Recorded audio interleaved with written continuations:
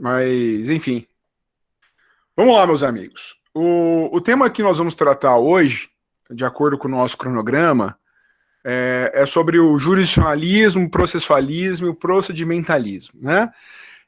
Esse tema, ele veio à tona a partir de um artigo paradigmático do professor Eduardo Costa, que auxiliou todos nós a enxergar de uma maneira mais clara os domínios da ciência da jurisdição, da ciência do processo e da ciência do procedimento. Tá?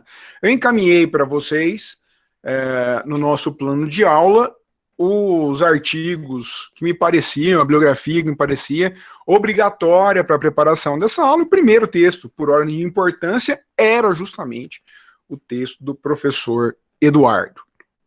E vejam, qual que é a relevância de nós discutirmos um tema desse? A grande relevância é entendermos a intrincada questão atinente à fricção, ao contato, à colisão entre os direitos fundamentais e o exercício do poder. Talvez esse seja o tema mais importante que nós temos no Estado democrático de direito. Tá? Entender como os direitos fundamentais eles funcionam na relação entre indivíduo e Estado, exercício do poder estatal. E o que nós vamos discutir hoje aqui é esta subdivisão entre três grandes ciências, que a partir delas nós podemos ramificar inúmeros outros objetos de estudo. E é extremamente importante entender cada uma delas para que vocês consigam, quando dos estudos de direito processual, de direito constitucional, de direito administrativo, de direito do trabalho, de direito civil, entender em qual âmbito o discurso doutrinador que vocês estão estudando está sendo elaborado. Porque normalmente os doutrinadores, eles não falam sobre o discurso ou qual é a camada em que eles estão elaborando o discurso. Tá bem?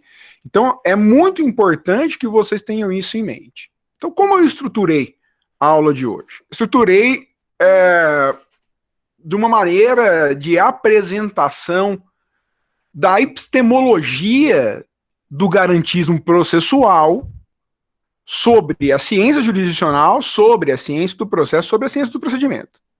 Depois que eu apresentar esses três grandes grupos e apresentar para vocês o modo como o garantismo entende que eles se relacionam, eu vou falar do modo como a doutrina trabalha com esses ramos, e via de regra, ignorando um ou outro, ou sobrepondo um deles na relação com os outros, tá bom? Isso espero que traga para vocês um pouco mais de clareza a respeito dos nossos debates, né? Se vocês forem perceber, a ordem, o modo como nós estamos construindo os nossos encontros, se volta essencialmente para isso, para que vocês consigam entender o pensamento garantista. Muito bem. Então vejam, quando nós falamos desses domínios científicos, é importante que vocês entendam que a relevância do tema está na verificação dos diversos objetos de estudo da ciência do direito. Então veja, o direito, ele se ocupa de inúmeras questões. Dentre elas, como eu disse anteriormente para vocês, nós temos uma teorização a respeito dos direitos fundamentais, e aqui no nosso segundo encontro, o professor Rafael Della Barba, ele apresentou para vocês a teoria liberal dos direitos fundamentais, com base na doutrina alemã. Nós temos uma grande teorização a respeito dos poderes e a relação entre direito fundamental e exercício de poderes se dá na análise da conformação, da concretização desses direitos fundamentais pelos poderes, ou então no modo, na forma de intervenção desses poderes nos direitos fundamentais. Tá bem? Então, o nosso tema, ele diz respeito a esses três grandes objetos. Vamos em frente. Vamos falar um pouco sobre a ciência da jurisdição. Primeira coisa, Antônio, o que é jurisdição? Jurisdição é uma das funções do poder estatal. É uma das formas de expressão do poder estatal. E a forma de expressão do poder estatal que busca, que realiza o julgamento das causas através de um terceiro imparcial. Veja, a imparcialidade é uma característica diferenciadora de todos os outros poderes estatais. O administrador, ele também é responsável pela aplicação do direito posto e da resolução, da decisão de determinadas questões. Só que ali não há a característica da imparcialidade. Imparcialidade é uma característica própria da jurisdição, própria, portanto, do poder judiciário, própria de quem exerce atividade de julgamento heterocompositivo. Então, quando nós teorizamos, quando nós falamos a respeito de jurisdição, o que nós estamos desenvolvendo é uma teoria sobre o poder. E essa questão é extremamente importante, porque vocês precisam compreender que há uma diferença gigantesca entre o exercício do poder e o direito fundamental de processo, como qualquer outro direito fundamental. Infelizmente, a doutrina em geral não trabalha muito bem essa diferenciação. Tanto que eles tratam, na grande maioria das vezes, o processo como um instrumento da jurisdição. E mais para frente eu vou voltar nessa questão. Tá? Então, quais seriam, melhor dizendo, os objetos de estudo de uma ciência da jurisdição ou de uma teoria a respeito do poder jurisdicional?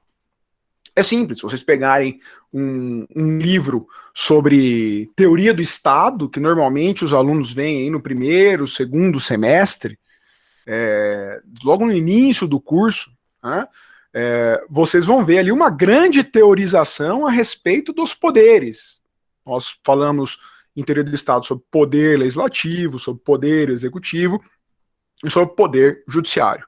Qual é o objeto, então, da ciência jurisdicional? Muito bem, nós temos ali diversos objetos. Um deles, a estrutura dos órgãos jurisdicionais. Tá? A sua divisão competencial, a estruturação dos agentes com função jurisdicional, ou seja, do juiz, dos desembargadores, dos ministros. O conteúdo da própria função jurisdicional, o que é em si, ontologicamente, o que é exercício de poder jurisdicional. O objeto da função jurisdicional, a forma de desempenho da jurisdição, né, os métodos e objetivos jurisdicionais, enfim, são inúmeros objetos que nós temos ali a respeito desse domínio do conhecimento jurídico. E vejam, meus amigos, é possível realizar essa dogmática, esse estudo, essa teorização sobre esses objetos a partir da Constituição, como também é possível realizar a partir do ordenamento jurídico infraconstitucional, das nossas fontes infraconstitucionais. Né? Por exemplo, um manancial gigantesco que nós temos para análise da ciência da jurisdição é a Lei Orgânica da Magistratura Nacional, a LOMAN, né? As diversas leis ou códigos de organização judiciária, os regimentos internos dos tribunais, né? Os atos do Conselho Nacional de Justiça, entre os inúmeros atos, desde as resoluções, como as recomendações, a construção aí dessas fontes auxiliares que nós chamamos de soft law, as normas recomendatórias, enfim. E para além desse domínio jurídico, nós temos também uma ciência jurisdicional que pode ser elaborada de uma matriz não jurídica. Porque, vejam, quando eu falo a respeito do poder, eu posso analisá-lo não apenas a partir da perspectiva jurídica, como também a partir de outras ciências, como, por exemplo, da ciência da administração em si, não do direito administrativo, mas sim da ciência da administração, do planejamento, do gerenciamento. Tá? Aí se fala uma ciência administrativa do Poder Judiciário. Eu posso falar de uma ciência política do Poder Judiciário, vejam. Quando isso é muito comum, né? Vocês certamente veem muito isso, inclusive em livros jurídicos, sem diferenciar o discurso. Quando eu falo a respeito da legitimidade democrática de decisões judiciais, eu estou falando sobre a ciência política do Poder Judiciário. Eu não estou falando sobre a estruturação ou a forma de desempenho da função jurisdicional, muito embora a ciência política do Poder Judiciário estabeleça limites para que essa outra análise jurídica ocorra, tá bem? Eu posso falar sobre uma ciência econômica da jurisdição, que diz respeito aos impactos que as decisões judiciais têm, enfim, inúmeras abordagens a respeito do poder. Mas uma coisa eu preciso deixar claro, e vocês precisam entender de um modo definitivo. Quando se fala em jurisdição, nós estamos falando de poder. Vou abrir um parênteses. Olha um parênteses, já adiantando um pouco do nosso assunto. Veja, um livro que nós já nos referimos aqui, é um livro que merece ser lido por todos, inclusive para conseguir entender bem uma noção que até hoje é sustentada pela doutrina hegemônica do processo civil brasileiro. A instrumentalidade do processo do professor Cândido Rangel Dinamarco discorre pretensamente sobre o processo, mas, na verdade, ele faz um desenvolvimento teórico desse processo a partir da jurisdição.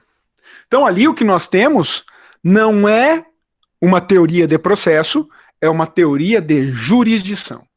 Isso tem que ficar claro. Quando ele fala em escopos do processo, escopo social, político e jurídico, os 3 escopos, o que ele está falando são de escopos jurisdicionais. Tanto isso é verdade que os seus próprios seguidores, no caso, o professor Daniel Assunção Neves, que muitos de vocês, inclusive, devem seguir a doutrina do professor Daniel no curso de processo. Ele fala no seu manual de direito processual que quando o Dinamarco fala de escopos de processo, ele está, na verdade, falando de escopos de jurisdição. Tá bem? Então, vejam, o agigantamento de uma teoria sobre jurisdição pode massacrar a teoria ou a ciência do processo, que é o que eu passo a me ocupar a partir de agora. Veja, a ciência do processo tem um objeto totalmente diferente da ciência da jurisdição. Enquanto a ciência da jurisdição é a ciência de exercício de poder, a ciência do processo, ela é uma teorização sobre um direito fundamental de status negativo. Ele é uma teoria sobre um direito de resistência, um direito de liberdade que se opõe contra o Estado e contra o exercício do poder estatal. E aqui nós estamos falando não só da jurisdição, nós estamos falando de todo tipo de poder, tanto o legislativo como o executivo e o judiciário. Vejam, meus caros, esse direito fundamental de liberdade encerra uma liberdade especial, não é aquela mesma liberdade de ir e vir, nem tampouco a liberdade profissional, ou as diversas outras dimensões, né? Tradicionalmente, ele vem sendo tratado, na teoria dos direitos fundamentais, como uma garantia processual. E como uma garantia processual, ele era visto apenas como um asseguramento de meios para que as partes falassem em juízo. A partir do desenvolvimento do garantismo processual brasileiro, o diálogo com a teoria liberal dos direitos fundamentais, nós estamos redimensionando o direito fundamental do processo, o devido processo legal, e também inúmeros outros direitos fundamentais que eram tratados meramente como essas garantias processuais, né? Eles, na verdade, então, são direitos que se opõem ao Estado, que servem de barreira, de escudo para as partes em geral, onde o Estado não pode atacar a esfera de liberdade das escolhas dessas pessoas. E aí, se vocês forem ver, de uma maneira bastante clara, né, a partir do artigo 54, o artigo 54 encerra lá o direito fundamental ao devido processo legal, e ele, devido processo legal, e ele tem já uma dimensão em si de direito fundamental, um direito fundamental próprio do devido processo legal.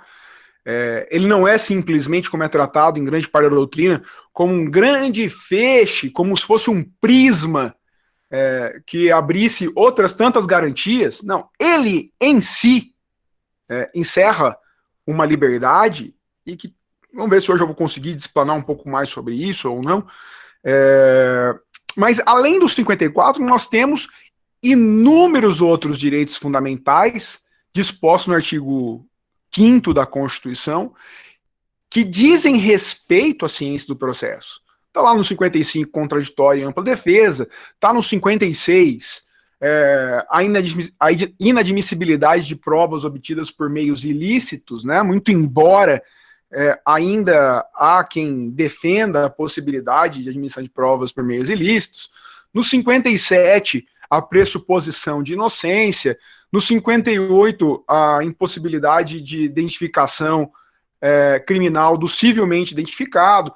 Enfim, e aí nós vamos até o 63 com direitos fundamentais claros. E aí depois nós temos também um outro direito fundamental, a duração razoável do processo, que foi posteriormente incluído por emenda constitucional, né?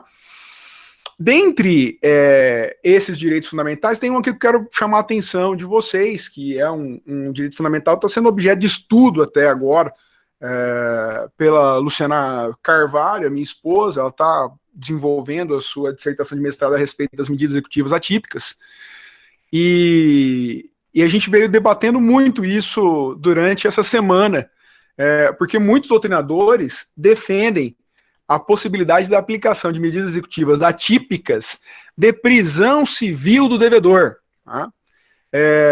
E qual que é o fundamento que eles utilizam para isso? Né? Eles dizem o seguinte: olha, a Constituição ela proíbe a prisão civil por dívida, a não ser da dívida alimentar. Mas dívida diz respeito a uma obrigação pecuniária. Então, nos casos de obrigação pecuniária, porque dívida é dinheiro, segundo esses doutrinadores, não pode haver a prisão civil. Mas nos outros tipos de obrigação, como no caso de obrigação de fazer, não fazer, ou na obrigação de entrega, não há tecnicamente dívida. Então a prisão civil está autorizada. Veja, mais uma vez, né, esse tipo de teorização, só para que vocês entendam de uma maneira clara a diferença entre os domínios que nós estamos tratando das ciências, diz respeito a uma teorização da exacerbação dos poderes do Estado, em específico do poder jurisdicional. Então é uma teoria da jurisdição, é uma teoria da jurisdição ilimitada. Porque o termo dívida, ou, enfim, né, os direitos fundamentais em geral, eles devem ser interpretados na extensão própria da semântica estabelecida no texto. E dívida diz respeito a qualquer prestação obrigacional, não só pecuniária, qualquer. Então, vejam como os doutrinadores da jurisdição, que o Eduardo felizmente chama de jurisdicionalística, tá? Ou jurisdicionalistas, eles podem ser perversos. Eles dobram semanticamente o sentido das palavras para aumentar o poder exercido pelo juiz. É justamente contra isso que se levanta o processual. E aí vem o garantismo e ele estabelece a ciência do processo. Meu amigo Júlio chegou agora, um grande abraço, amigo Júlio, obrigado aí pela participação. Ele estabelece o seu grande objeto de estudo no descobrimento do âmbito de proteção desse direito fundamental do processo e desses outros direitos fundamentais que eu vinha falando com vocês. Tá? E eles servem como um parâmetro operativo para que possibilite a quem vá avaliar as formas de concretização desses direitos fundamentais, ou então o modo como os poderes em geral intervêm sobre esses direitos fundamentais. Então veja, saber bem o conteúdo, o conceito do devido processo legal, do contraditório, da ampla defesa, da impossibilidade da prisão civil por dívida, da inadmissibilidade de prisão sem ordem judicial, salvo em caso de flagrante, enfim, todo esse arcabouço que estabelece direitos de resistência contra o poder do Estado é indispensável para nós sabermos avaliar quando acontecer uma intervenção sobre esse direito fundamental,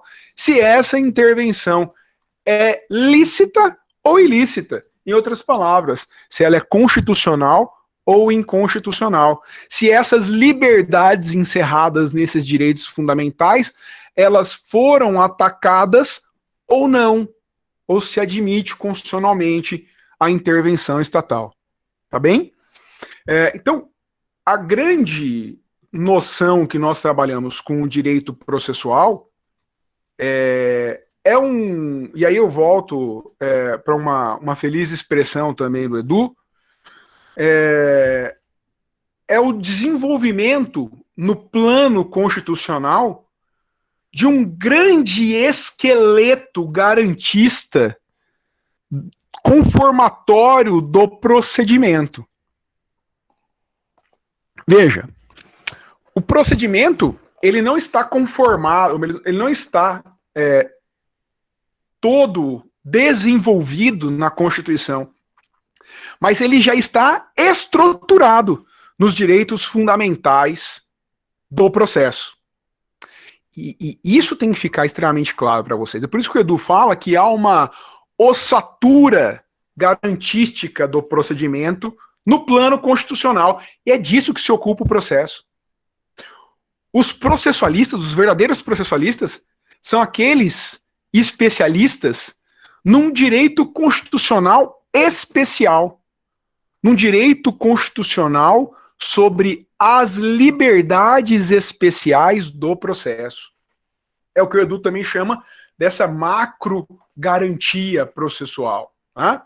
Então, essa metáfora que ele faz com o corpo humano, ou mais especificamente com o sistema muscular esquelético, é muito interessante para a gente conseguir entender do que se ocupa a ciência processual. A ciência processual se ocupa no âmbito constitucional do desenvolvimento da grande estrutura do procedimento.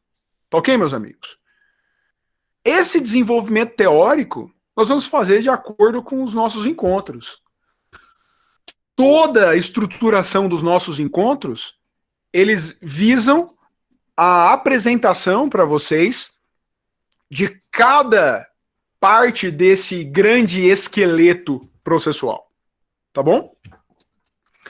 Seguindo, eu quero falar sobre a ciência do procedimento. E vocês vão ver que quando se fala sobre ciência do processo e ciência do procedimento, embora didaticamente eu consiga separar uma coisa da outra, é muito importante entender que há uma inter-relação entre eles. Um precisa do outro para a sua existência. Veja, o direito fundamental do processo, sem um estabelecimento de um procedimento previamente previsto em lei, representaria uma norma vazia de sentido. É indispensável, então, para que se materialize, se concretize esse direito fundamental do processo, que o legislador realize a sua conformação através de lei que estabeleça o procedimento legal. Por isso que nós falamos em devido processo legal. E vejam, já buscando essa metáfora do sistema muscular esquelético que o Edu propõe, a ciência do procedimento estuda no plano infraconstitucional, dos códigos, das leis extravagantes em geral, a musculatura que dá sustentação a esse grande esqueleto processual. Essa musculatura são as regras processuais, ou procedimentais, melhor dizendo. Então nós temos uma grande estrutura muscular que reveste todo esse esqueleto processual, lhe dando integridade e força. Eu disse para vocês, então, que o poder legislativo é responsável pela conformação do devido processo legal, não é?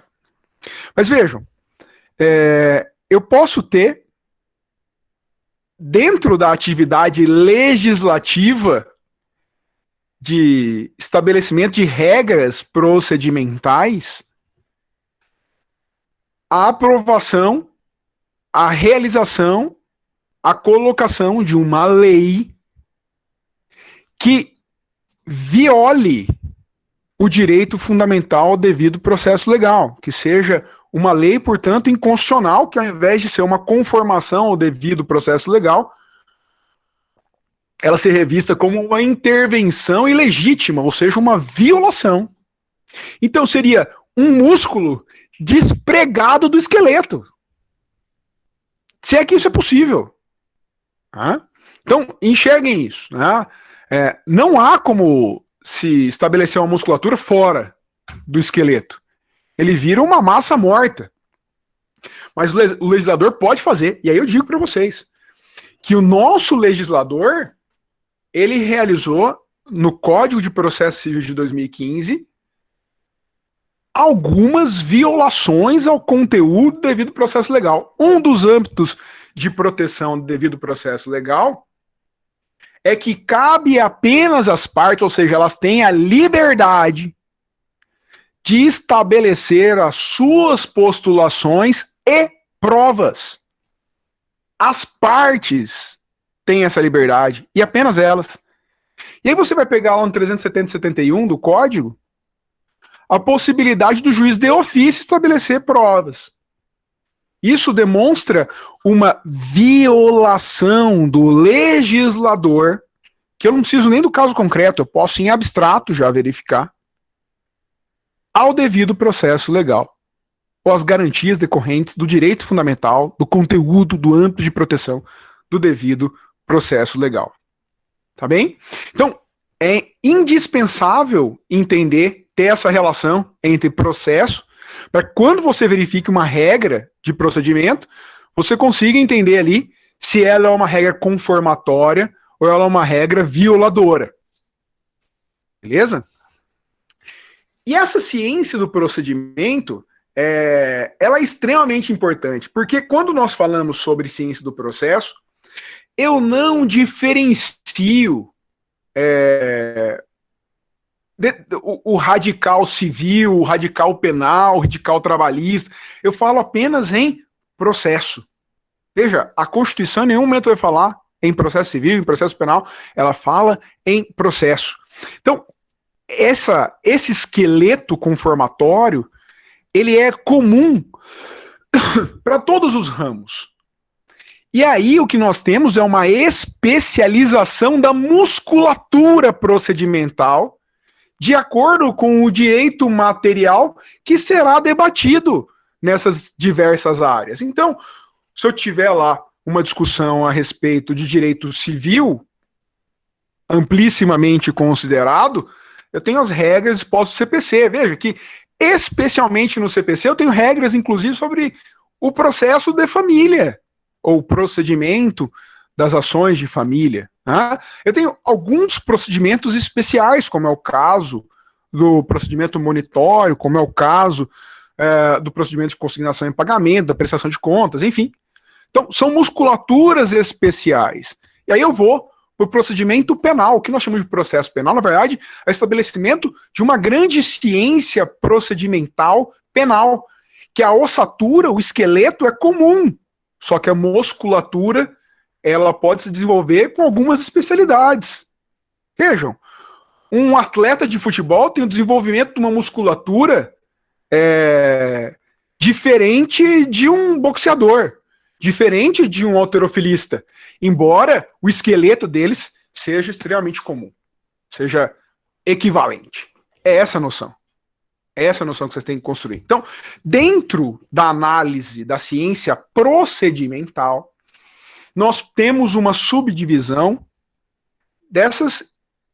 esses procedimentos especializados, procedimento civil, procedimento penal, trabalhista, tributário, administrativo, e assim vai. E ele leciona as conformações e eventuais intervenções estatais realizadas no processo a partir dos códigos e das leis extravagantes. Tá bom? Existe uma outra teoria dentro do procedimento que é muito importante e no Brasil ela é praticamente ignorada. Agora aparece um suspiro aí de atenção para essa ciência, mas ainda amplamente ignorada, que é a ciência probatória. Ela se dedica a entender a relação entre a afirmação jurídica de fatos e a sua demonstração no procedimento, no processo. Ou seja, é uma sintonia entre postulação, ato de postular, e a prova em si. Essa ciência probatória, que normalmente, a Carol não me deixa mentir aqui, na graduação nós vemos em um semestre, ou menos que isso, né? E que nós precisaríamos talvez de alguns anos para falar mais sobre isso, porque a grande dificuldade que nós vemos daqueles que atuam no foro é que, em geral, os advogados, o Ministério Público e o juiz não sabem nada sobre prova. Não sabem sobre prova. E se você não sabe sobre prova, você não consegue saber qual é o fato controvertido, por que ele é controvertido e o que precisa ser feito para demonstrar esse fato que se controverteu. Você não sabe a forma, você não sabe como, você não sabe o meio, e você não sabe nem quando considerá-lo provado. Esse é um problema grave, né? Que é algo que os garantistas agora também começam a se preocupar. E vejam, ainda dentro do domínio do procedimento, nós podemos ter uma teorização a respeito da pragmática do foro. Notem, amigos, cada vez mais os advogados, e isso é um movimento que certamente virá para a graduação, vem se preocupando em entender métodos e modos de estrategicamente apresentar as suas postulações em juízo. E isso é uma ciência procedimental, que parte de uma dogmática pragmática do foro. Tá? É dizer o seguinte, é saber como, no juízo, a partir do âmbito de proteção do processo, ou seja, a partir do esqueleto, e das diversas microgarantias que nós temos estabelecidas no procedimento, essas grandes regras procedimentais que vão conformando essas liberdades que o processo já deu para as partes, são expressadas e defendidas em juízo, nas mais variadas formas procedimentais. Então, isso é uma outra forma de enxergar a ciência procedimental, né? Eu vou dar um exemplo para vocês. O professor Alexandre Moraes da Rosa, na sua teoria dos jogos aplicada ao processo penal, ele busca responder algumas dessas perguntas. Tá? Ele busca a dar algumas soluções pragmáticas, né, que ele diz lá até jocosamente, para você não ser pego como um pato na disputa processual em juízo. E vejam, para ficar bastante claro para todos vocês, quando nós falamos em procedimento, quando um garantista fala para você sobre procedimento, sobre quais temas nós podemos falar, então? São inúmeros temas. E aqui vai depender da regra classificatória que cada autor vai estabelecer.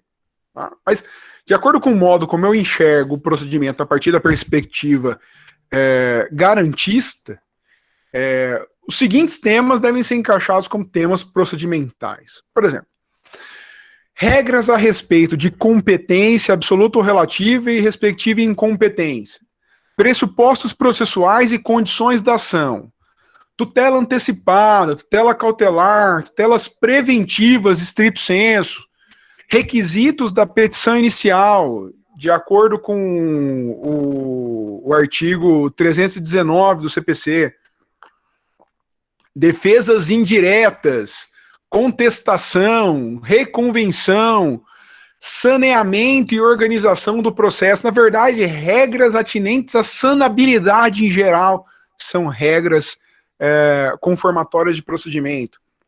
Regime de provas e meios de prova, regramento a respeito da audiência de instrução e julgamento, requisitos da sentença, ordem de conhecimento das matérias na sentença, matérias cognoscíveis de ofício pelo juiz, caráter jurídico do prazo e sua forma de contagem, ou seja, se é um prazo de direito material, se é um prazo de direito processual. Por incrível que pareça, esse tema voltou a ser relevante, né? O Código, ao estabelecer a contagem dos prazos processuais em dias úteis, ele retomou a relevância desse assunto, já tinha sido ultrapassado, porque, na verdade, o que me interessa, qual é a natureza do prazo, interessa que o prazo seja contado, e aí o legislador, antes do CPC de 15, ele... Está dando eco o meu som, amigos? Que eu tô com impressão que tá dando eco, senão... Comigo tá tranquilo. Tá tranquilo, tô ouvindo tá bem. Obrigado. Então, antes, o que tinha feito o legislador? De falar assim, olha, vamos contar prazo processual e prazo material da mesma maneira, para não gerar esse tipo de discussão. Isso daí, meu amigo, desculpa a expressão aqui, principalmente as meninas, mas é uma masturbação mental. Para com isso, né?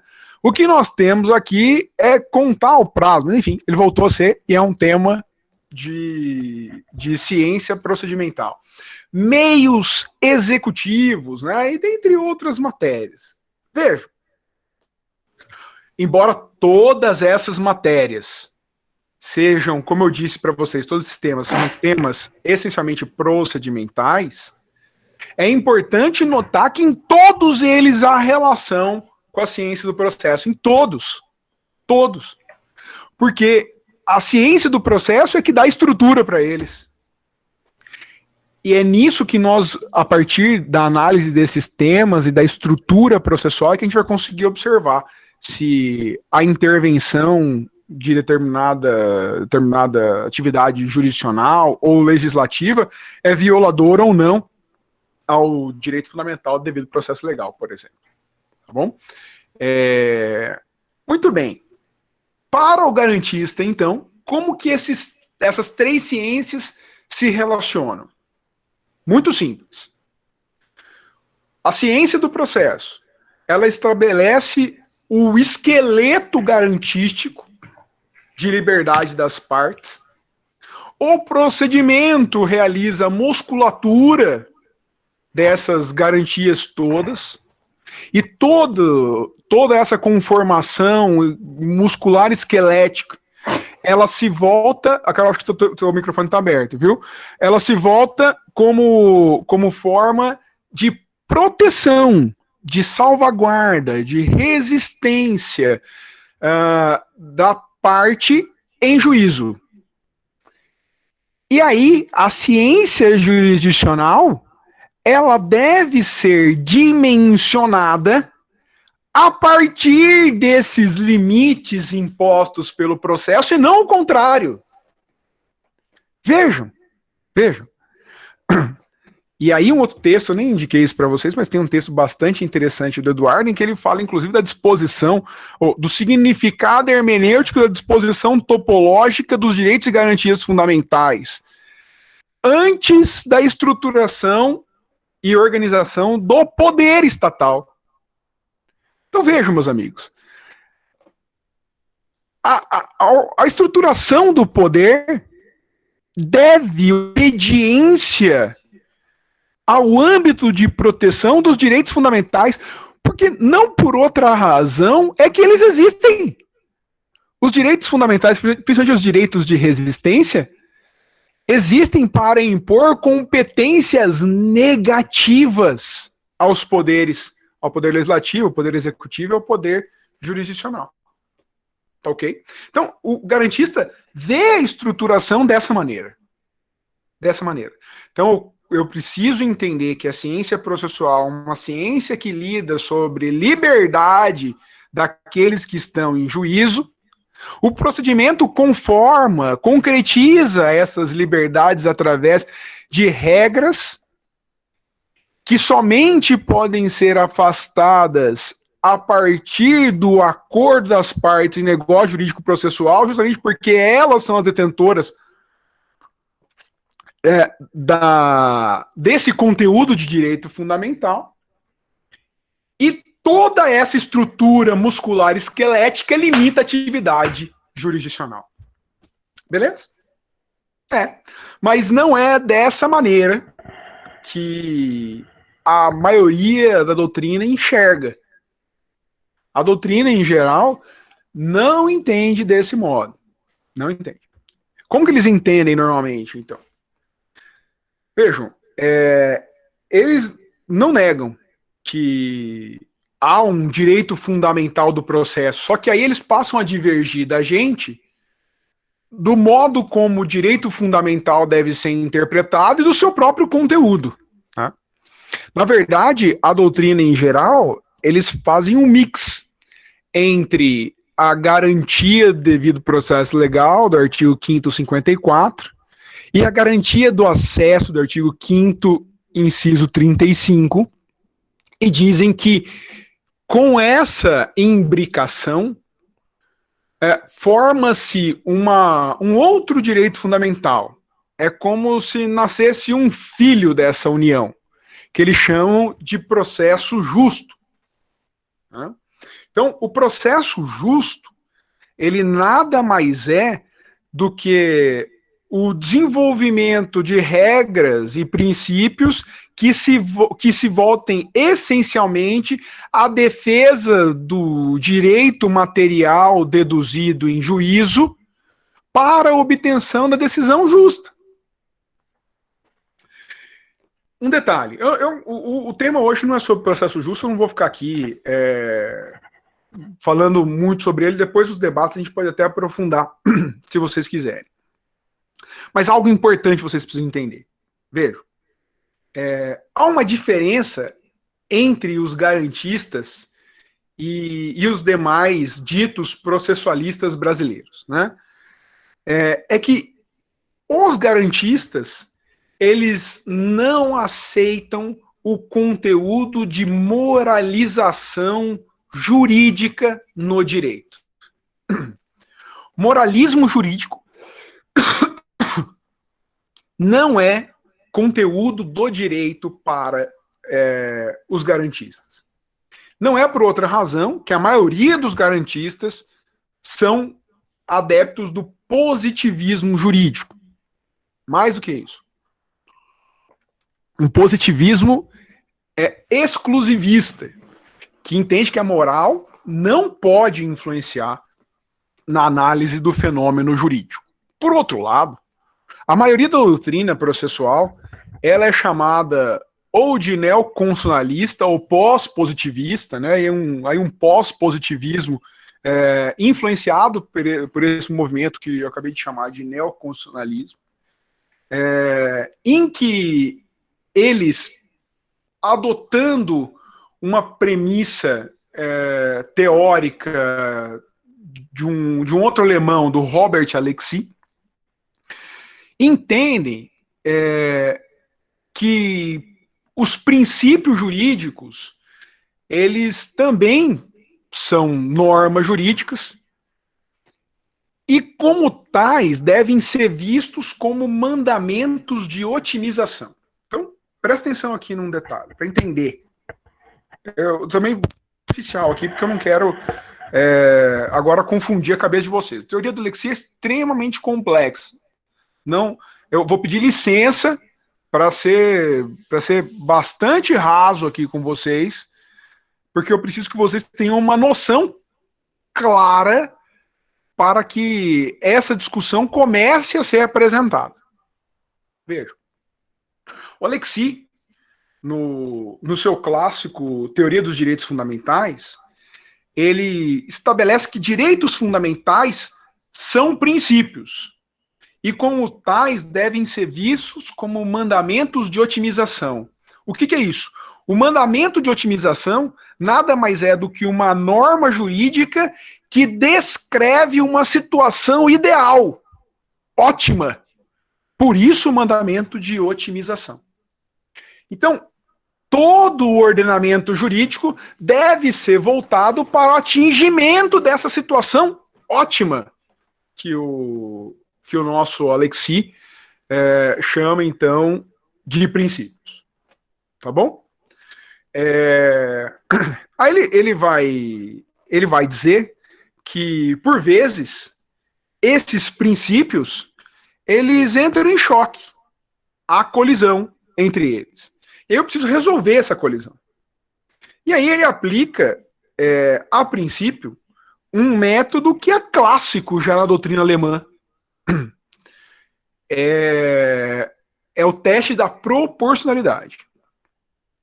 Só que no teste da proporcionalidade do Alexis, ele usa o teste da adequação, o teste da necessidade e uma outra que ele chama lá de proporcionalidade de sentido estrito, que essa deve ser realizada através de ponderação. E aqui, ponderação de valores constitucionais. Veja, Alexis ele foi amplamente influenciado pelo pensamento de um outro doutrinador muito famoso, que é Ronald Dworkin.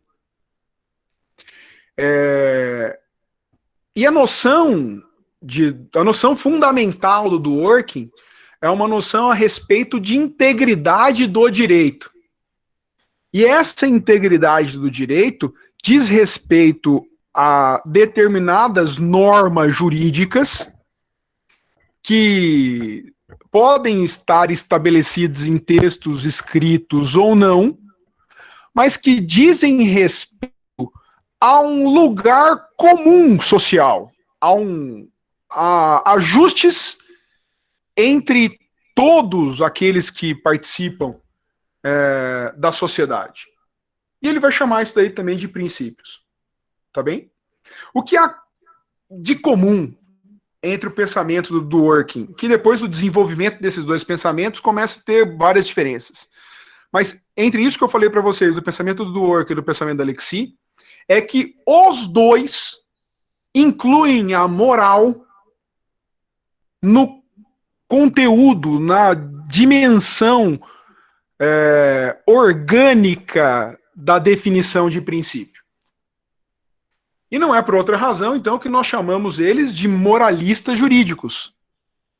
Tá bem? Porque quando eles fazem, vou falar agora de Alexis novamente, né? Quando nós fazemos ali a ponderação de valores, em última análise, o que o Alexis faz é a substituição do legislador pelo juiz. Porque quem realiza ponderação de valores é quem tem legitimidade, falando agora em legitimidade em ciência política, né? Quem tem legitimidade política para analisar os diversos desacordos existentes na sociedade e dar uma solução para eles através de lei abstrata e geral. Então veja, a nossa doutrina, ela é uma doutrina processual, né? Ela é uma doutrina altamente ponderativa. Ponderativa. Então, eles acham que cabe ao juiz buscar valores constitucionais escritos ou não, e em atividade pseudamente jurídica, substituir a decisão política do legislador. Esse é o real conteúdo do processo justo. Porque esses sujeitos que defendem a ideia de um processo justo, a ideia de um processo como ferramenta, instrumento do poder jurisdicional, como algo que estivesse à disposição do juiz para ser dobrado, é uma noção que necessita de uma atividade política do juiz. Precisa de um juiz que possa afastar o direito posto e julgar de acordo com aquilo que ele entende mais justo. E vejam, meus amigos, há um método que esses doutrinadores realizam de usurpação da ciência, do objeto da ciência processual ou da ciência procedimental. Eles usurpam o objeto da ciência processual e procedimental e jogam esse objeto para a ciência jurisdicional. E eles não falam isso para vocês. Ninguém vai esclarecer isso, ninguém vai dizer claramente.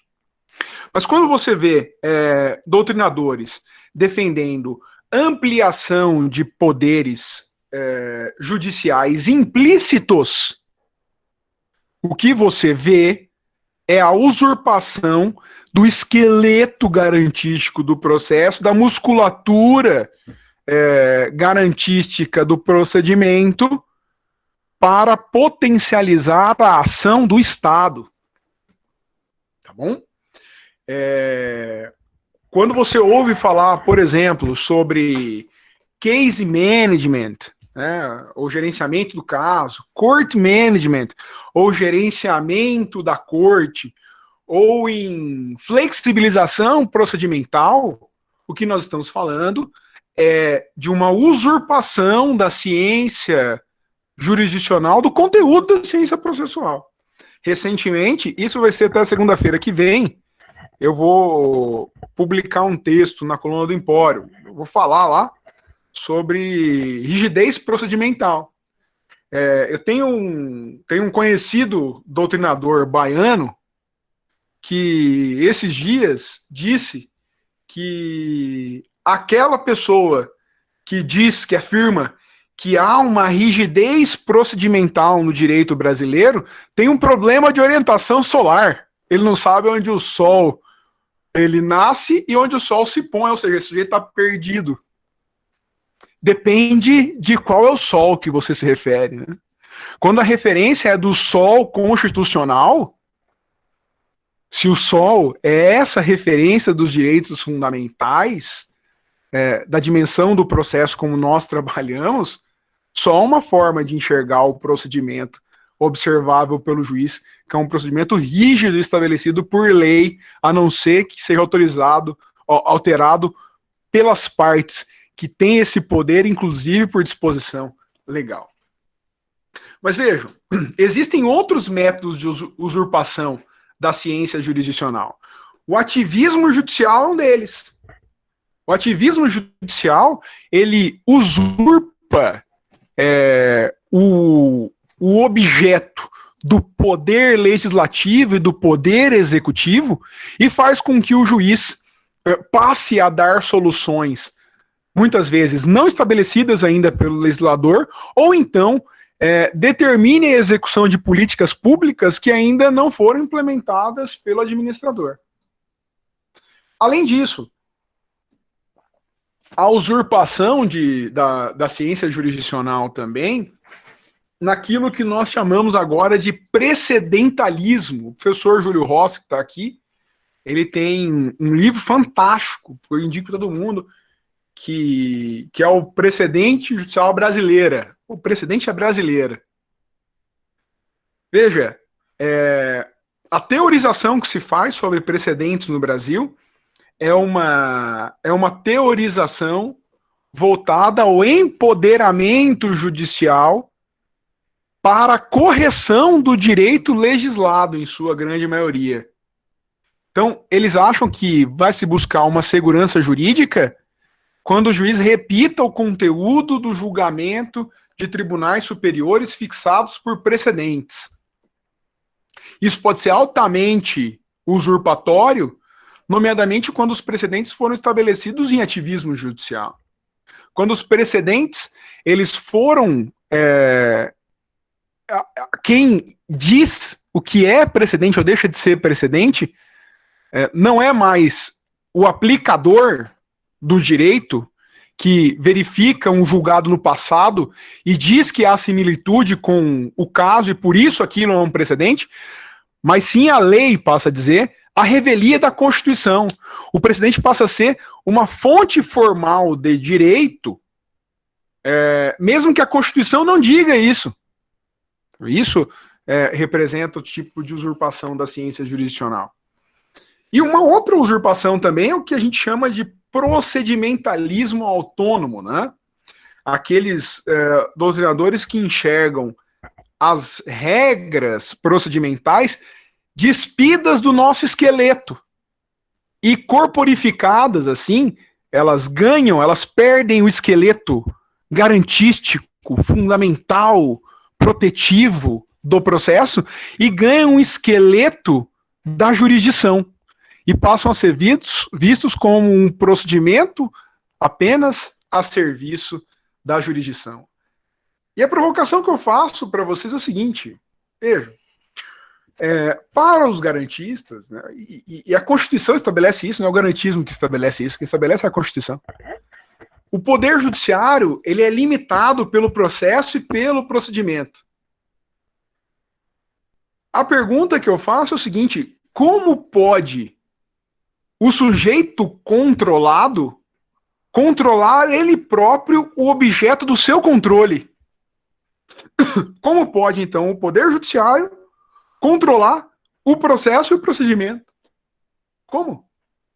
Porque quem controla o controle não é mais o controlado, é o controlador.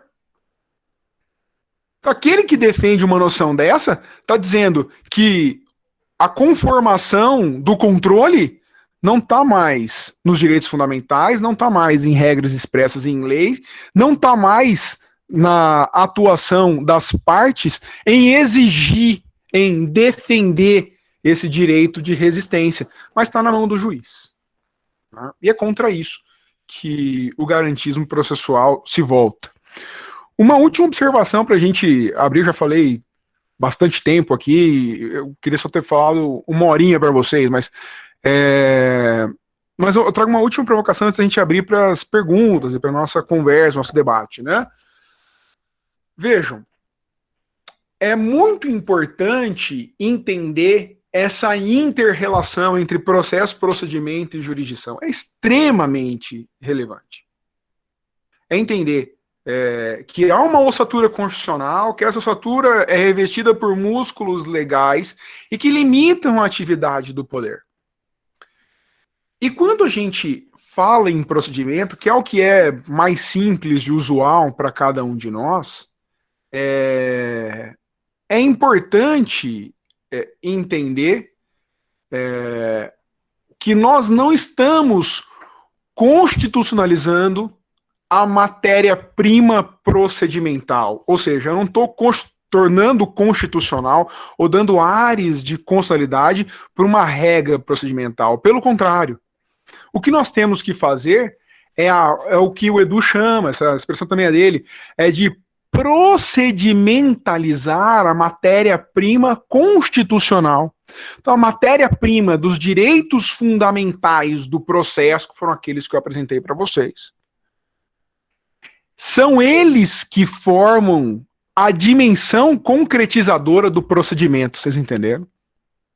É nessa noção que a gente deve enxergar e só assim a gente vai conseguir entender o que é uma conformação procedimental e o que é uma intervenção ou uma violação nos direitos fundamentais do processo. Tá bom? Espero que tenha esclarecido algumas questões para vocês que ainda estivessem aí um pouco nebulosas, que vocês tenham entendido esses três domínios. Esses três domínios, eles vão nos acompanhar aqui durante todos os debates, e eu devolvo a palavra para a Carol. Estou aqui aberto a toda discussão e provocações que os colegas possam dar, e também quem tiver aí ainda na reunião, entre os meus amigos garantistas que quiser fazer uso da palavra, são todos muito bem-vindos. Obrigado.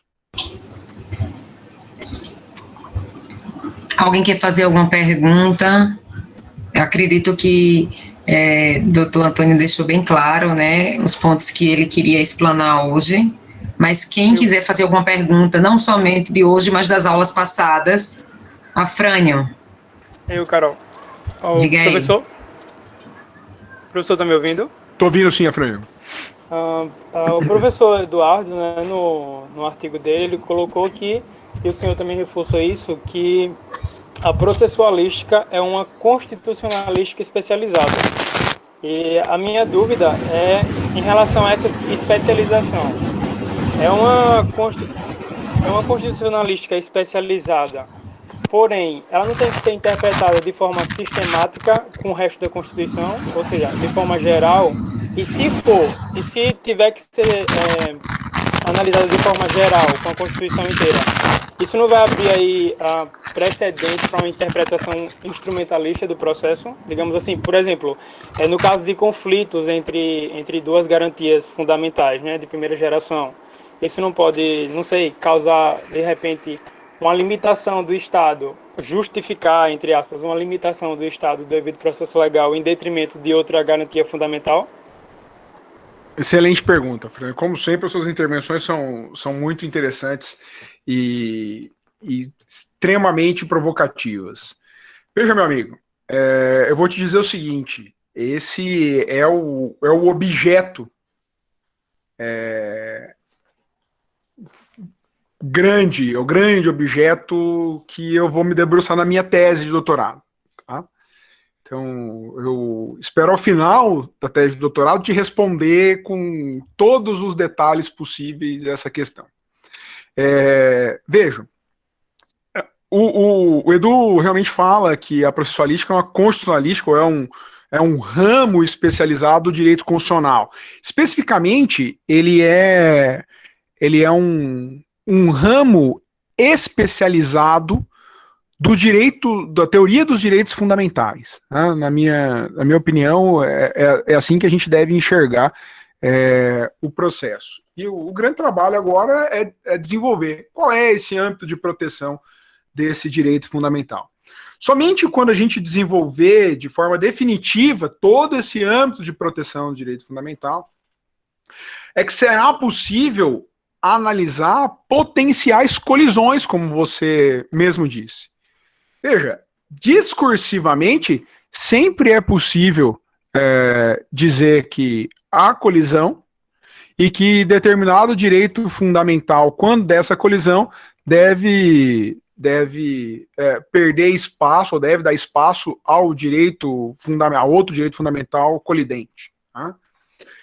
Qual que é o problema dessa questão, que é muito interessante? Primeiro, é a gente definir como se dá normativamente a definição da colisão. Se há colisão mesmo. E veja aqui, meu amigo, você vai lembrar disso aí, lá na aula do professor Rafael Della Barba, eu fiz uma provocação para ele numa possível colisão entre o direito fundamental devido ao processo legal e o direito fundamental ao acesso à jurisdição do artigo 5º e 35, né? Porque há quem diga que lá no direito fundamental do artigo 5º e 35, nós temos, no seu âmbito de proteção, embora eles não digam com esse refinamento doutrinário, teórico, há uma conformação de um direito a uma tutela adequada, efetiva, tempestiva e justa. E essa tutela ela pode ser especializada para várias coisas. Nós temos a tutela do processo de conhecimento, nós temos a tutela executiva, a tutela cautelar, e assim sucessivamente. Né? A primeira questão que se coloca aqui é saber se no âmbito de proteção do artigo 5º e 35 realmente existe essa conformação do âmbito de proteção como dito, de tutela adequada, efetiva, tempestiva e justa. Ou se isso é uma invenção politizada e politizante de um direito fundamental, ou dito direito fundamental, que deixa de ser um direito de resistência e passa a ser um direito prestacional ou então um dever de tutela do Estado. Tá? Então, a primeira questão que a gente tem que ver é se existe esse âmbito de proteção. Passando disso, se a gente falar, não, tem, eu digo que não tem, tá, Fran? Hoje, na minha visão, o artigo 5º e 35, ele também é um direito de resistência. É um direito de resistência essencialmente voltado contra o legislador, para que ele não crie, por lei, embaraços para que a parte se socorra do poder judiciário quando tenha qualquer lesão, ameaça de lesão a direito. E como esse direito fundamental vincula todos os outros poderes, não pode o poder jurisdicional, por atividade administrativa ou então por atividade jurisdicional em si, impor limitação para o socorro da parte da tutela jurisdicional. Como não pode a administração pública também criar, por meio de portarias ou qualquer outro ato normativo, embaraços para isso, como, por exemplo, a impossibilidade de circulação para acesso ao fórum no momento em que a parte necessite. Enfim, só para deixar mais clara aqui a noção. Lá no inciso 535, não há uma cláusula de empoderamento judicial. Isso é uma das coisas que eu vou falar na minha tese. Mas passando disso, né? Não, vamos supor, não, tem ali, e pode ter, eu posso ter por exemplo, uma colisão entre o devido processo legal e um outro direito fundamental. É possível, em tese é possível. Quando eu faço esse exame de colisão, a teoria do direito fundamental liberal, a teoria liberal de direitos fundamentais, ela vai responder para você, não, você tem que aplicar aqui o teste da proporcionalidade também. Só que aí nós vamos ter uma disputa a respeito de como o teste da proporcionalidade deve ser aplicado. E o que a teoria liberal vai falar? Vai falar, olha, os critérios do teste da proporcionalidade, eles devem ser apenas critérios normativos, ou seja, critérios jurídicos. Eu não posso utilizar critérios políticos, porque uma das características do poder jurisdicional é que, em razão da sua atuação contra-majoritária, porque é vinculada ao direito, o poder jurisdicional ele deve manter neutralidade política, tá bem? Então, ele não deve, os seus agentes não devem expressar as suas preferências políticas nos seus julgamentos, tá bem? É por isso que a teoria liberal vai falar, olha, a ponderação de Alexis, a proporcionalidade em sentido estrito, que nada mais é do que verificar dentre as opções de intervenção, aquela que traga mais vantagens do que desvantagens, em que eu analiso valores, e valores são elementos morais, lato sensu, e por isso estão no domínio da política, não pode ser objeto de análise do juiz. Para que instrumentalistas usurpem o conteúdo do processo, eu digo para você, não precisa nem chegar nesse debate.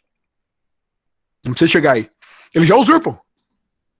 Eles já usurpam só pelo discurso eficienticista, pelo discurso pragmaticista, pelo discurso do que funciona melhor, pelo discurso da pacificação social. Eles já usurpam. Eu falo da cooperação, eu posso falar para você do formalismo valorativo, enfim, posso falar de inúmeras teorizações deles, né? Toda a teoria, por exemplo, de medidas executivas atípicas que nós temos no Brasil, na sua grande maioria, ignoram o debate constitucional. Ignoram. Então, só para ficar um pouquinho mais claro, tá? Existem inúmeras teorias a respeito de direito fundamental. E há uma disputa muito grande nesse ramo do conhecimento, né? Além da teoria clássica ou teoria liberal, nós temos uma teoria que nasceu quase que ao mesmo tempo ali, que é chamada de teoria axiológica. Essa teoria axiológica, ela entende que existem direitos fundamentais em uma ordem decrescente de valor. Entende? Então, existem direitos fundamentais que preponderam sobre outros. Por isso que eles colocam, por exemplo, o direito à vida como o principal direito fundamental, e que não seria possível qualquer tipo de intervenção nele. Aí depois nós temos a liberdade em geral. Aí algumas liberdades especiais, como a liberdade do trabalho, e enfim. A teoria axiológica ela foi objeto de muitas críticas. A primeira delas, e a jamais respondida, o constituinte originário, e aí falando lá da Constituição Alemã, né, da Grundgesetz, e que a gente pode falar a mesma coisa da nossa, como eu posso falar a mesma coisa da Constituição Portuguesa, enfim, como eu posso falar a mesma coisa das emendas da Constituição Americana, eles não estabeleceram uma ordem de valor entre princípios. Então, a teoria já cai, amigo, só com essa refutação, tá? Enfim, tem uma outra teoria que foi estabelecida por Peter Haberle, que agora não faz muito sentido eu falar que é a teoria institucionalista, mas a teoria do Alexis,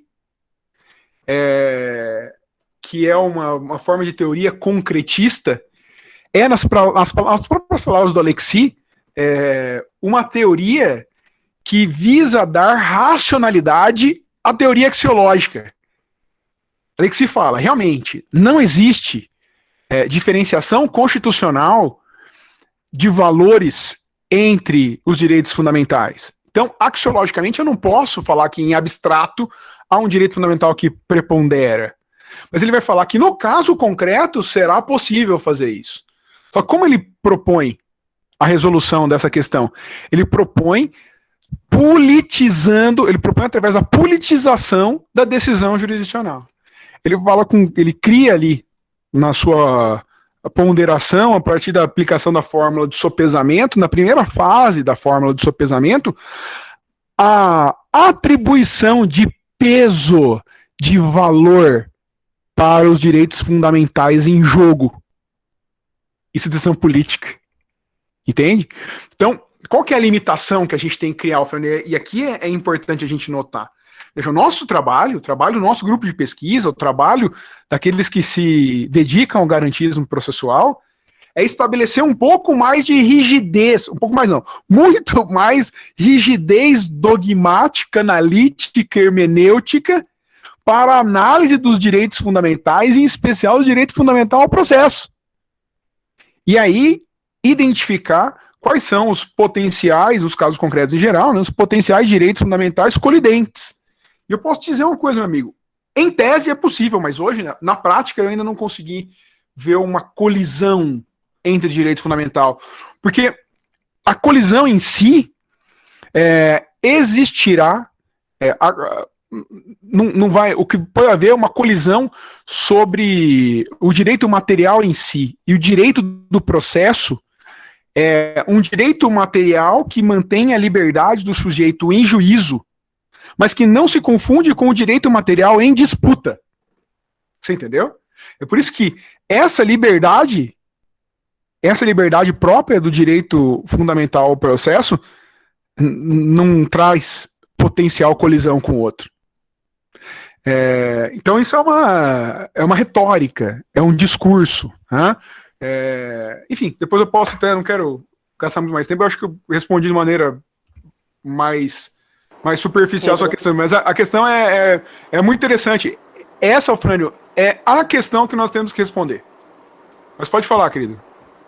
Não, o senhor respondeu de maneira satisfatória, só que me veio outra pergunta. Diga. Que o senhor fala no seu texto que um dos argumentos dos instrumentalistas, dos antigarantistas, é o fato de, acredito eu, que por essa ausência de valores, de analisar os direitos, com essa ausência de valoração, eles falam que que se torna um juiz boca de lei, no caso, né, para só concretizar o que está na lei. Então, o senhor, eu só não entendo muito bem, mas o senhor fala que esse argumento não tem fundamento, mas se tem essa ausência de valores, então como é que o juiz não vai ser um boca de lei, no caso? Vai ser tipo, a margem de escolha dele vai ser apenas as opções que ele tem lá disposta normativamente, com essa ausência de valoração, e isso aí já vai ser o suficiente para ele não ser um juiz boca de lei, ou não? Ou também não tem uma resposta concreta em relação a isso? Não, tenho. Para isso eu tenho sim. Veja, essa acusação, na verdade, o seu argumento, Alfredo, foi um argumento mais elaborado do que a própria crítica, tá? Porque a crítica deles é um pouco mais rasteiro, que eles falam o seguinte: já que o juiz ou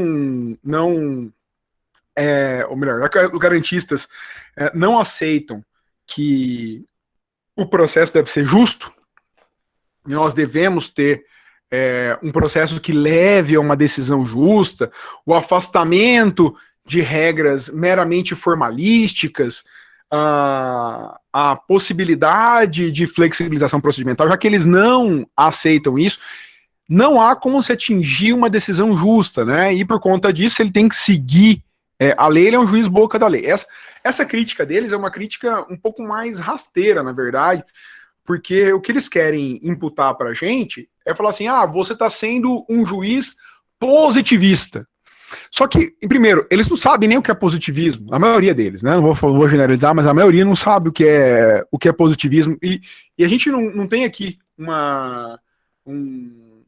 um tema específico para explicar o que é positivismo, mas eu tenho certeza que ao final vocês vão ter uma grande noção. Quem quiser, eu indico esse livro aqui, que é muito interessante, dá uma noção geral a respeito do positivismo jurídico, que é um livro do professor Dimitri de Moulis, tá bom? Positivismo jurídico. Muito interessante esse livro.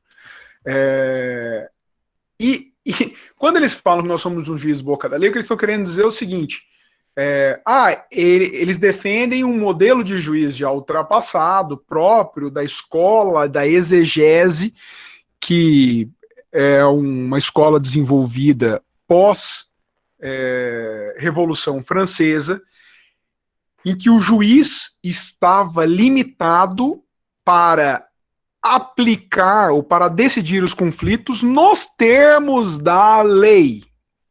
Não havia possibilidade de interpretação. Muito bem. O que nós defendemos, obviamente, não é um juiz boca da lei. A interpretação, ela é um ato próprio do conhecimento. Quem conhece, conhece interpretando. O que eu estou falando para vocês aqui está entrando nos canais auditivos de vocês e se conectando às ondas cerebrais, e isso tudo está formando um entendimento a respeito daquilo que está sendo explanado, e isso já é um ato de interpretar. Conhecer é interpretar, amigo. É impossível não interpretar. O que eles dizem, por outro lado, é o seguinte: não, mas o ato de interpretar é um ato criativo, através do qual o juiz cria o sentido justo que determinada regra deve ter. E é contra isso que nós lutamos mesmo. Veja, não há conteúdo justo. Quando eles falam de justo, é uma justiça material. O que nós analisamos, o que nós entendemos, é que os direitos fundamentais, né, eles não expressam valores políticos na Constituição, ou morais. O que os direitos fundamentais expressam são normas constitucionalmente postas que têm sentido voltado diretamente contra o Estado, no caso do direito de resistência, né? E também nos casos, por exemplo, dos direitos de status positivo, né, que são os direitos prestacionais. Se voltam contra o Estado, você tem que prestar isso. É também um direito contrário ao próprio Estado, né? E nós entendemos que eles têm um conteúdo normativo, jurídico, e por conta disso, limitado ao texto constitucional.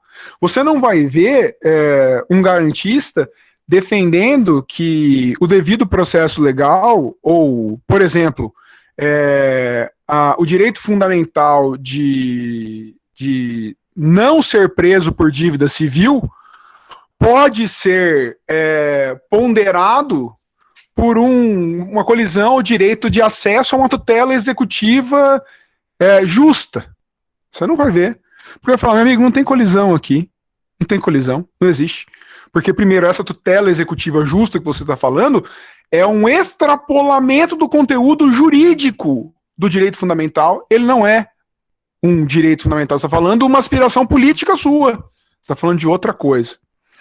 Então, o que eles nos atacam é propriamente de prestar obediência ao sistema jurídico posto.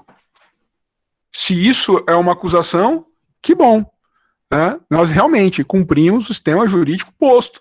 Então, nós entendemos que na separação dos poderes, politicamente, foram desenvolvidas e definidas funções estratégicas, e que essas funções estratégicas são limitadas por direitos fundamentais, e que o juiz, que é um agente de poder, está limitado pela lei e pela Constituição. É isso que a gente entende. E que essa Constituição deve ser lida não politicamente, mas juridicamente.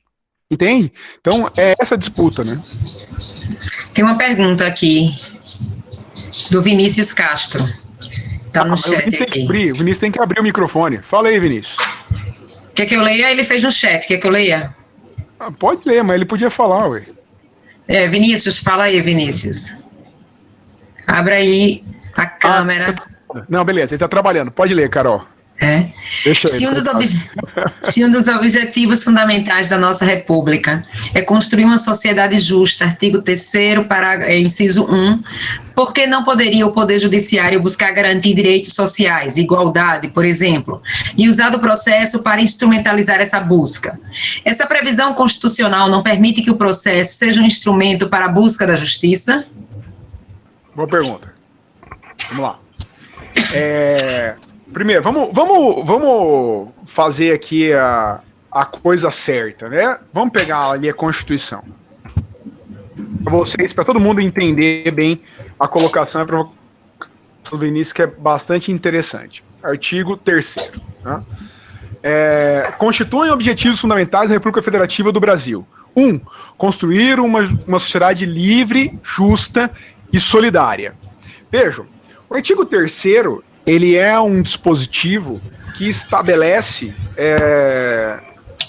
uma norma jurídica a respeito das finalidades do Estado, finalidade da República Brasileira. Vejam, meus amigos, não há dúvida nenhuma que todos os poderes da República estão submetidos ao disposto no artigo 3º. Carol, acho que seu microfone tá aberto ainda, né? Mas eles estão... Essa submissão, ela se dá de um modo diferente. Porque quando a gente vai falar de justiça, a gente tem que falar de que justiça nós estamos falando. E vejam, a teoria da justiça é uma das teorias filosóficas que maior disputa existe entre os filósofos não do direito, os filósofos em geral, e os filósofos do direito. A disputa é enorme. Então, não há uma consonância entre um lugar comum, uma noção geral do que seja justiça em primeiro lugar. Mas eu vou trazer aqui uma separação, por exemplo, de um dos maiores teóricos, um dos maiores filósofos do direito, que é John Rawls. E para John Rawls, existem duas formas de enxergar a justiça, né? Uma que é a justiça material e outra a justiça formal. E vejam, meus amigos, a justiça material é aquela em que se concretiza esse conteúdo pleno do justo contido no artigo 3º 1, através do exercício de poderes majoritários que foram democraticamente eleitos para a obtenção desses valores políticos considerados ideais em uma sociedade. Tá bem? Normalmente esses valores considerados ideais estão dispostos lá na Constituição. Só que, dentre essas funções de poderes, existem aqueles que são majoritários, como eu falei, os majoritários são eleitos democraticamente, e existem funções que não são majoritárias, são funções contra-majoritárias. E essas funções contra-majoritárias não quer dizer que elas sejam sempre contra a vontade da maioria. Elas querem dizer, em outro sentido, que a vontade da maioria não interessa para a decisão.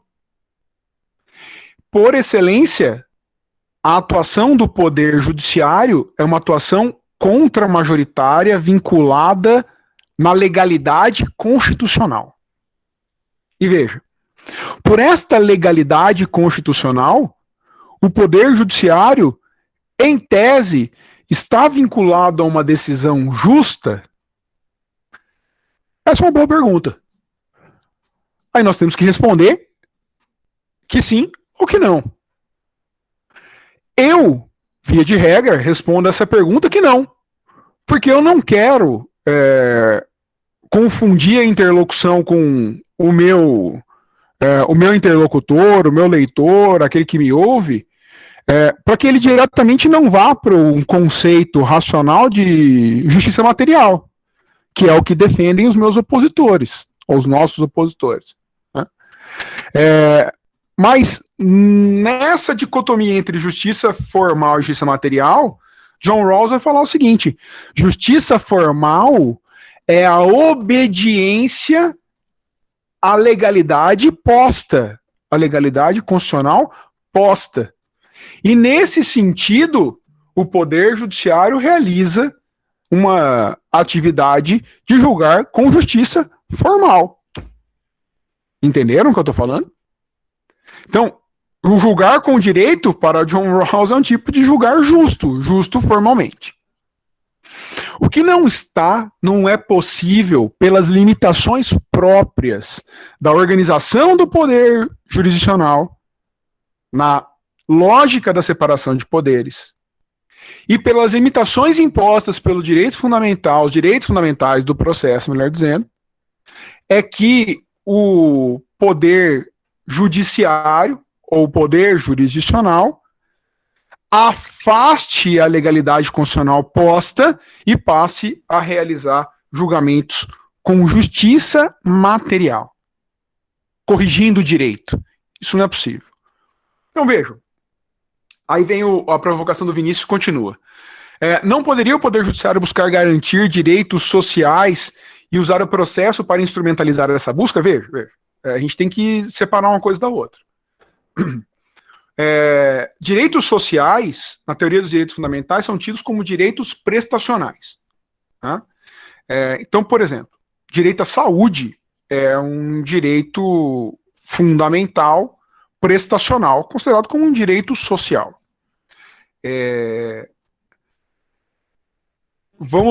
Suponha que, num caso concreto, o sujeito peça, como nós temos aí aos montes, né, o fornecimento de um medicamento ao Poder Judiciário, porque solicitado ao Poder Executivo não foi fornecido o medicamento.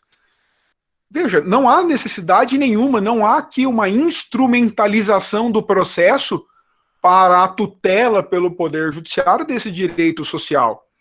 Se esse direito de prestação do remédio for devido, o juiz deve decidir nesse sentido. Só que, veja uma coisa, não há colisão entre o direito social que não foi prestado pelo Poder Executivo com esse outro direito fundamental processual das liberdades especiais do processo. Não há uma colisão. Porque o próprio autor ele vai se valer dessas liberdades. Como o Estado, que vai estar também no polo passivo, vai se valer das mesmas liberdades. Não há aqui, veja, o fato de você defender uma visão garantística, você não vai dizer que não devem ser prestados direitos fundamentais prestacionais. Não. Isso não diz respeito nem ao objeto de estudo do garantismo processual. Então, e isso também não significa uma decisão ativista. Decisão ativista é aquela que ataca em grande escala uma política pública.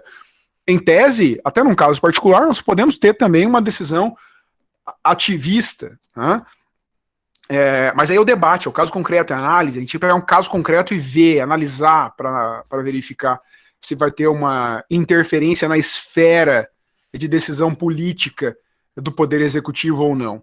Mas cabe ao Poder Judiciário tutelar todos os direitos fundamentais, dentre eles o direito fundamental do processo, ou os direitos fundamentais do processo. Veja, o Poder Judiciário ele é uma instituição criada constitucionalmente para garantir direitos fundamentais, como são os outros poderes também.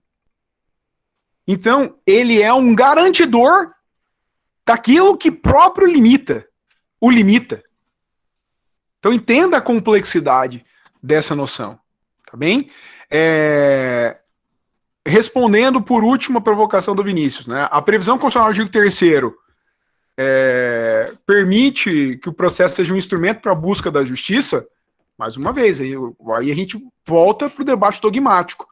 Os instrumentalistas, eles vão falar, sim, o artigo 3º, 1, dá ao juiz poderes para julgar com justiça material. Os garantistas vão dizer, não, amigo, não. Justiça material tem conteúdo moral, político, econômico, que está fora dos domínios jurídicos. Juiz julga nos domínios jurídicos. E por conta disso, ele não pode julgar com justiça material. Justiça material não corrige o direito posto. A justiça material corrige o direito posto não pelas mãos do juiz, mas pelas mãos do legislador. O lugar onde eu tenho que discutir justiça material para que ela tenha efeitos jurídicos é no Congresso Nacional, não é no tribunal, não é no STF, não são nas cortes, não são nos fóruns, não são nas varas. Quem mais? Tô vendo meus amigos aí do garantismo muito quietos. Ninguém quer falar nada? O Edu tá aí ainda ou não? Você tá com o microfone fechado, Carol. Estou sim, mas estou de férias, com a barriga cheia, cabelos desenganhados, então não me arrisco a aparecer, só escutar. Aliás, não há por que abrir a boca, só ouvir, viu? Obrigado. Bondade mais, amigo. Fala, Danilão. Vai sair logo em breve, espero, um texto onde eu tento dar uma definição àquela questão do procedimento e do processo que você falou. Sim. E permita fazer a leitura do pequeno parágrafo para todos vocês. O procedimento enquanto desdobramento do processo revela-se no âmbito fenomênico.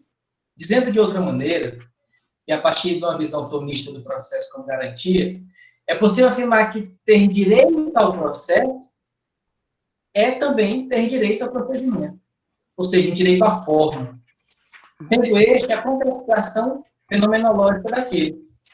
Há uma mesma natureza, uma mesma essência que nutre processo e procedimento, onde ao fim haverá um infinito desdobramento em unidades diferidas, ou seja, matéria e forma. A matéria, o processo em garantia. A forma, o procedimento. Para a mesma finalidade, ou seja, a efetivação do preceito constitucional do processo como garantia através de uma forma procedimentalizada. Então, assim, eu tentei, nesse parágrafo, nessa definição, construir essa ideia de processo e forma, e, assim, espero que logo em breve esse texto saia para todos nós, né? Que legal, também já tô curioso para ler. Depois você me manda que eu quero já ler o texto. Danilo sempre contribuindo pro nosso conhecimento. Obrigado, meu amigo. Danilo é um pesquisador incansável e alguém que vai nos auxiliar muito aqui na empreitada garantista. Valeu, meu amigo. Avante. Carvalho, Fala aí, Vi. eu queria fazer uma pergunta. Mas cadê você? Eu tenho certeza que você não tá como o Edu. Não, eu estou no escritório já. Aí, ó. Aqui. Beleza. Sim. E com relação à diferença sobre processo e procedimento, e sobre processo como, enfim, um arcabouço aí de garantias constitucionais, e o procedimento como uma depuração, enfim, um detalhamento, a procedimentalização dessas garantias.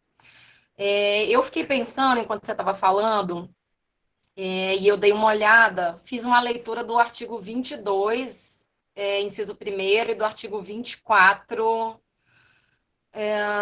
eu não estou agora sem o inciso aqui, que fala justamente, o 22 fala que compete à União legislar sobre o direito processual. E o 24, num determinado inciso, diz que compete à União, Estados e municípios legislar sobre normas de procedimento. Então, quando a gente fala que processo é um arcabouço, enfim, de garantias constitucionais, e o artigo 22, inciso 1º, diz que cabe à União legislar sobre o direito processual, a gente está falando o quê? Que a União, ao legislar sobre direito processual, só vai poder fazer através de emendas constitucionais, ou também entraria aí processo por legislação infraconstitucional? Essa é uma discussão. Entendi, claro. Entendi bem. Não, entendi bem. Entendi bem.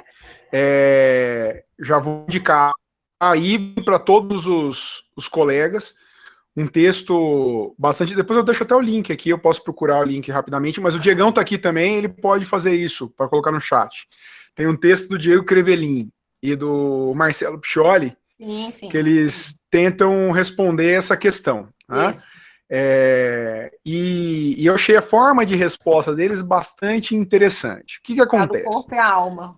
Exatamente, do corpo e a alma entre do processo e procedimento. Isso. Que depois o Marcelo Picholi abandonou a ideia, mas Sim. parece que o Diego continua com ela firme e forte. Firme e forte. E veja, eu penso que no plano de direitos fundamentais. Você quer falar alguma coisa, Diego? Não, eu ia falar que eu continuo com a ideia em termos dogmáticos, mas a metáfora do corpo e da alma não faço questão, não. Não, o realmente. Diego também está escondido, hein? Eu fui obrigada a aparecer. Depois eu queria falar sobre essa questão dele. Tá bom. A relação do corpo e da alma, tomisticamente, é muito interessante. Eu não me meto nessa questão, mas veja, a gente tem que entender, e essa, Ivy, é uma questão que eu vou tentar também desenvolver na minha tese e separar uma noção de normas processuais e normas procedimentais, né?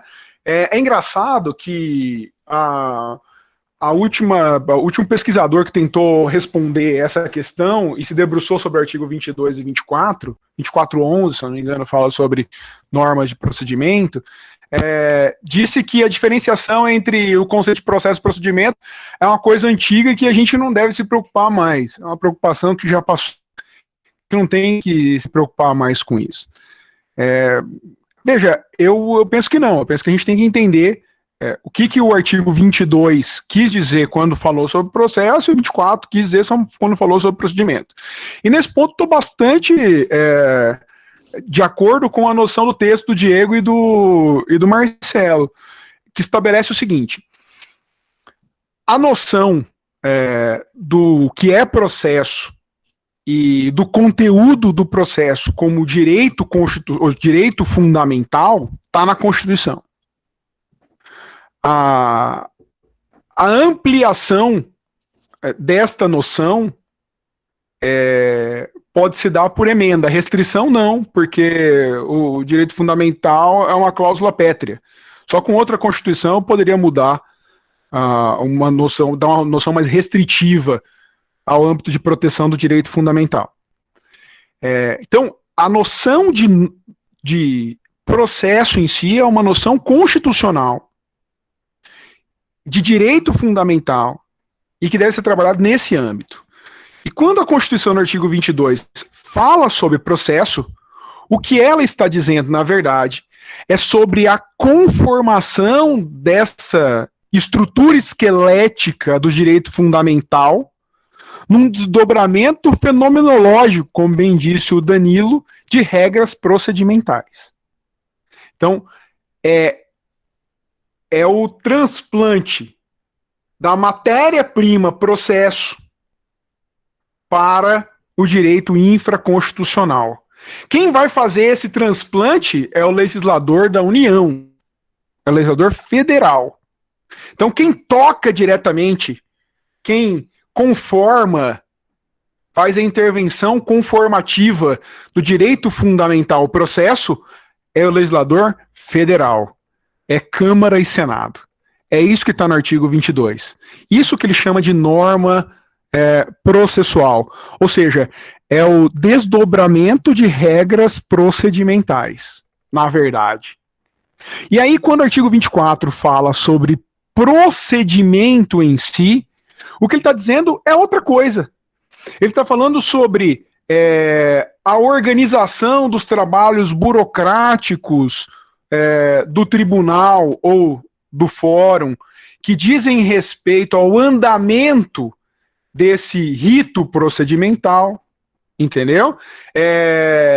Há atos que por vezes podem ser atos de mero expediente, que podem ser cumpridos diretamente pelos servidores, e que são atos do procedimento, mas que não tocam diretamente nesse direito fundamental, porque já foram conformados pelo legislador federal, e aqui agora é um mero desdobramento que, pela característica continental do nosso país, e com a inúmera diversidade de tribunais, é possível que haja localmente um desdobramento desses atos que se refiram diretamente às regras procedimentais anteriormente postas pelo legislador federal.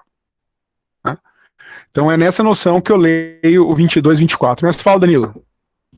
Com relação à metáfora tratada pelo Diego e pelo Marcelo no texto deles, vou confessar que leio dele, e eu adoto essa metáfora a partir de, assim, eu fui à origem, né? Lá eles trazem uma biografia do Chesterton sobre Santo Tomás. Eu fui ao próprio Santo Tomás, no livro Lente Essência, e quando eu trato aqui sobre a efetivação do preceito constitucional do processo, como garantir, através de uma forma procedimentalizada, eu peço aqui licença para ler essa pequena passagem de São Tomás de Aquino. Ele diz assim: de fato, pela forma que é ato da matéria, a matéria é tornada ente em ato. Resta, pois, que o nome de essência nas substâncias compostas significa aquilo que é composto de matéria e forma. Avicena também diz que a quantidade das substâncias compostas é a própria composição de forma e matéria. Em resumo, de fato, se diz que o homem resulta da alma e do corpo, assim como a partir de duas coisas é constituída uma terceira, que não é nenhuma delas. Com efeito, o homem nem é nem alma e nem corpo, mas sim alma mais corpo. Entendeu? Essa é a passagem do livro Lente Essência de Santo Tomás de Aquino. É só para arrematar, porque você tocou no texto do Marcelo. Sim. E essa metáfora, eu acho ela que cabe assim perfeitamente. Embora é para você ver, Diegão, a ideia, ela se reifica, meu amigo. Mesmo os autores tendo abandonado, a ideia está lá. Fala, Diegão. Eu estava brincando aqui porque a gente sabe que internamente teve toda uma comoção por conta dessa metáfora e tal. Ela originariamente não é minha, tá? O mérito da metáfora é do Marcelo. Então, se o Danilo, por exemplo, vê valor na metáfora, esse mérito é dele, não é meu. E assim, eu não tenho nada contra a metáfora. Eu acho que ela, despretensiosamente, sem grandes ambições de querer explicar de fato ou de transplantar efetivamente aquilo que é o pensamento tomista, ela é ilustrativa. Eu acho que quem usar aquela metáfora vai conseguir entender pelo menos o que a gente quer dizer, e eu acho que ela opera como um recurso dogmático válido nesse sentido. Aliás, um recurso pedagógico válido, e que torna a questão dogmática mais acessível. Eu brinquei aqui porque, assim, se o problema é a metáfora, eu abro mão dela sem problema nenhum. Nenhum problema. Agora, se o problema for dogmático, beleza, a gente conversa também. E se eu identificar um erro, eu abandono. Fazer o quê? Ciência.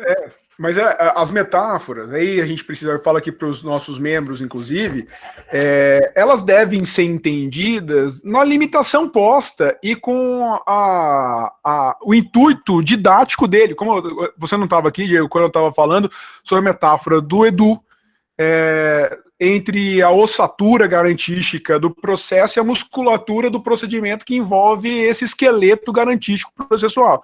Então, né? Quanto dá cãibra na regra procedimental, será? Então, isso é uma metáfora. É uma metáfora. Aí tem gente, por exemplo, já ouvi, viu, Edu? Já ouvi de instrumentalista que a metáfora não seria válida porque você despreza a existência de órgãos e do sangue, e dos pelo amor de Deus, né?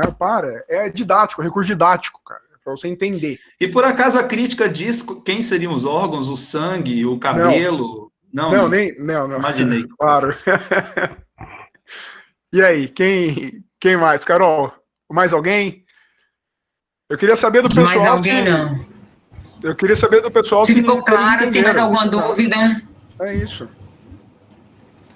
Se ninguém tiver dúvida, eu vou entender por... Já são 6h05.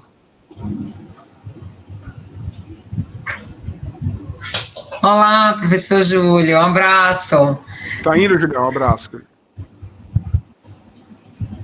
Veja, Acredito que ficou claro. Se tiver alguma dúvida, eu já disse a todos, né, que perguntem no grupo, tá certo? Justamente para no grupo mesmo a gente, né, motivar lá o debate, a gente fomentar esse debate no próprio grupo, né, para ficar sem vergonha mesmo no grupo, para perguntar e tirar todas as dúvidas, certo? Já são 6h06, então vamos encerrar o dia de hoje, né, o nosso encontro, e daqui a 15 dias estamos juntas novamente. Professor Antônio, muito obrigada, né, foi maravilhosa as suas palavras de hoje, né, a sua fala bem esclarecedora, tá? E no próximo, eu não sei ainda quem é, já me esqueci, já tá no calendário, mas eu já tô... Deixa eu ver aqui, Carol, rapidinho. Veja quem é aí, que eu tô... Eu acho que é o William, mas peraí, deixa eu dar uma olhada que eu já falo. Só um segundo, gente. Calendário, deixa eu abrir. Deixa eu ver aqui, abre aí, calendário. Sei que é daqui a 15 dias. Calendário, tá abrindo, peraí. Muito bem. O próximo agora é o Igor e a Natasha. Então, dia 30 de junho, teoria unitária do processo versus teoria geral do processo. Outro tema fundamental para entender a empreitada garantista. Ótimo, então. Então, a gente se encontra daqui a 15 dias, gente. Beijo, bom final de semana para vocês, né? Bom resto de semana e bom final de semana para vocês. Se cuidem, fiquem em casa para quem pode. Beijo grande. Estou no grupo à disposição de todos, viu? Um abração, obrigado. Tchau, tchau.